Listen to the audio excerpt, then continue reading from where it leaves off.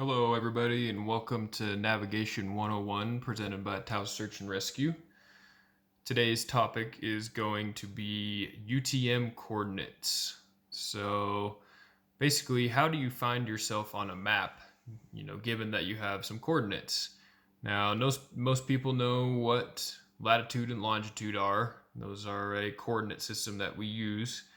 However, not a lot of people are very familiar with UTM coordinates. And in my opinion, UTM coordinates, which are these numbers here, these blue numbers, are the best way to locate yourself on the ground. It's very difficult to locate yourself on a map using latitude and longitude. It can be done, it's just a little more challenging. Whereas the UTM coordinates make it very simple. So a little introduction. Basically, what UTM coordinates are is the Earth has just been divided into these different zones. Okay, so it's just been subdivided into each of these little zones, and each zone here is divided further. Okay, and it is divided into squares that are 1 kilometer by 1 kilometer, or 1,000 meters by 1,000 meters. Okay, and that's what each of these little squares is. Okay, now we're here in northern New Mexico, and we are zone 13.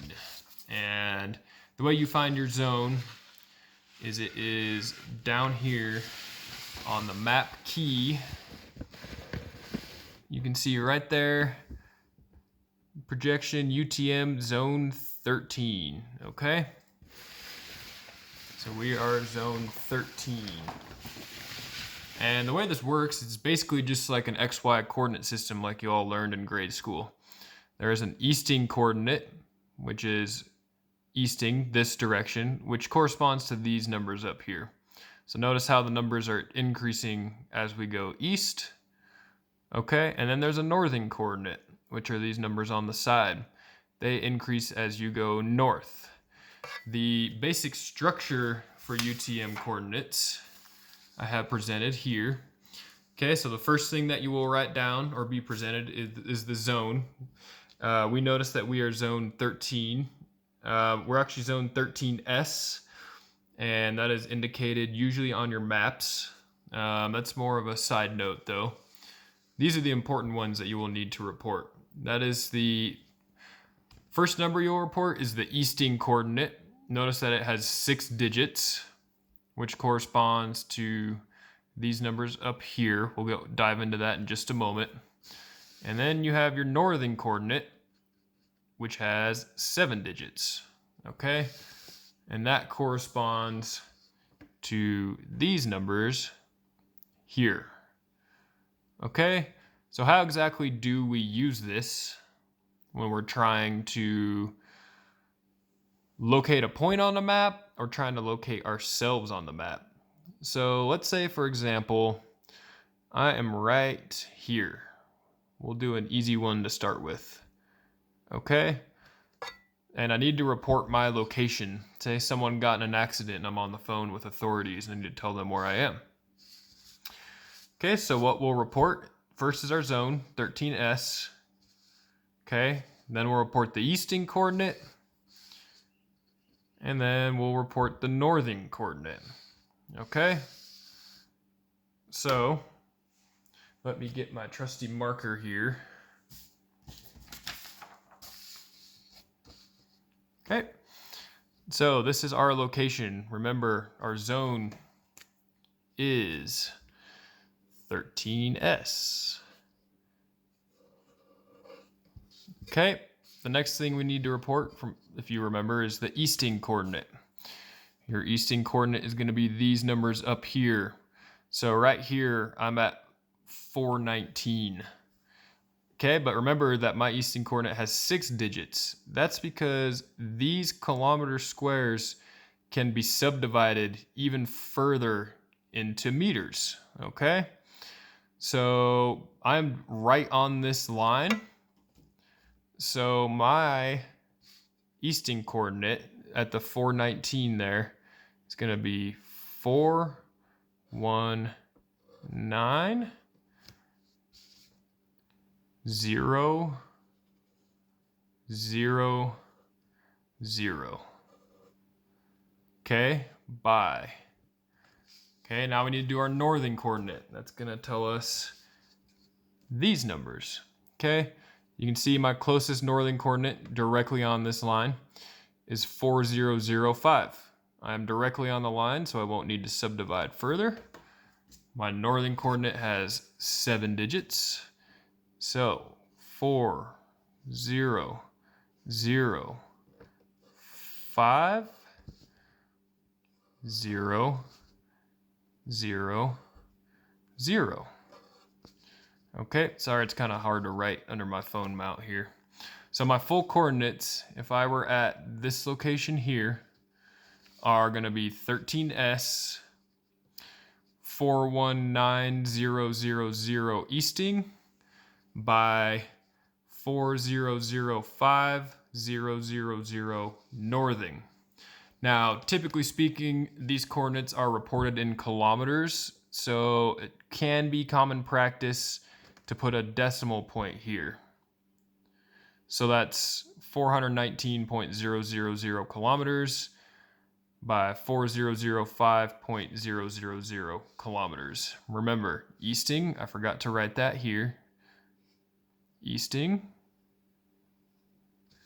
and northing. Now, in the business of search and rescue, and for any Taos search and rescue team members watching this, we always include this decimal point. It makes it much easier to communicate over radios. So if I were reporting this, it would be 419.000 easting by 4005.000 northing.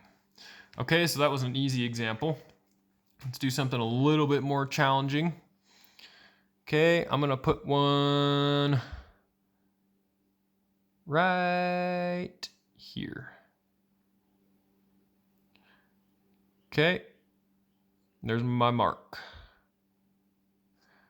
Okay, so now I'm gonna have to subdivide this further because it's not sitting on any of these lines right here. Okay, so I've got, let's start with our zone. Let me get a fresh sheet of paper here. Okay. All right. So our zone has remained the same, has not changed, 13S. Okay, let's get our easting coordinate. And our easting coordinate is this direction. So I have 418, you can't see here, but you can infer 419, 420. Okay, so this is 418, this is 419. I'm about halfway in between. So what I'll do is I'll just subdivide this square in half. And the way you do that, so my easting coordinate here is going to be 418.500. Okay, and that is my easting coordinate. Very difficult to write through the camera. Okay, so everyone sees that we're halfway in between 418 and 419. So I just subdivided it, 418.500. Okay, now for my northing, I have 4005, 4006. I'm not quite halfway, but I'm probably about a quarter of the way. So halfway would be 500, quarter of the way would be 250.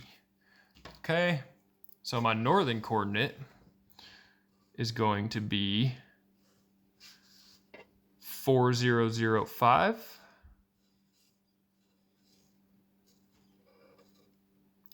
.250,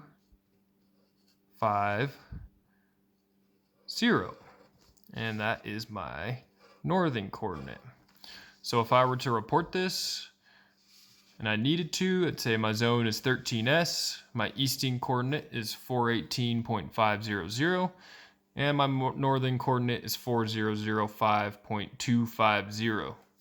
Okay, so it's pretty simple. Basically what we're doing here, guys, just like we did in grade school, is just an XY axis, where the x-axis is your easting and your y-axis is northing.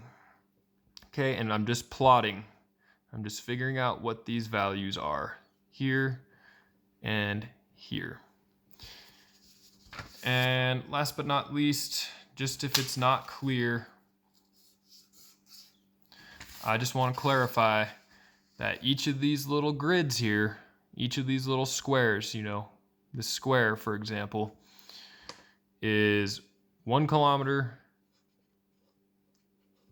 by 1 kilometer. Okay, and we can break that down further into 1,000 meters by 1,000 meters. So this point right here, for example, is going to be 500 meters or half a kilometer.